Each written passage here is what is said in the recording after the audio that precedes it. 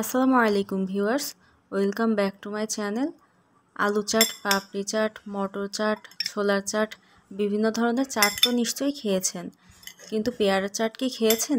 এরকম একটা সহজ চাটের রেসিপি এখন শেয়ার করছি। মাত্র 4টি উপকরণ দিয়ে তৈরি করা যাবে। প্রথমে একটা বড় সাইজের পেয়ারা খুব ভালোভাবে ধুয়ে নিয়েছি। এরপর এটাকে ছোট ছোট চৌকো করে কেটে নিচ্ছি। আপনারা পছন্দের মতো কাট করে নিতে পারেন।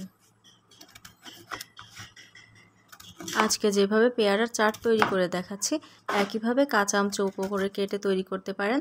এছাড়া লটকন, লিচু অথবা কামরাঙা দিয়ে একইভাবে চাট তৈরি করতে পারেন। একই মশলা দিয়ে এরকমভাবে তৈরি করলে দেখবেন খেতে দারুণ হয়।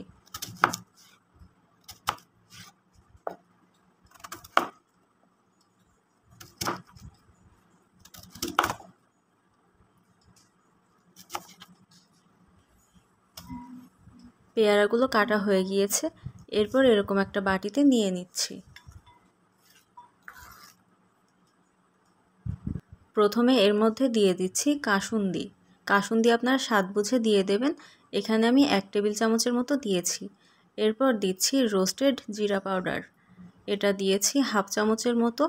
এরপর দিয়েছি 1/4 টিস্পুন অথবা 1/4 টিস্পুন ব্ল্যাক সল্ট।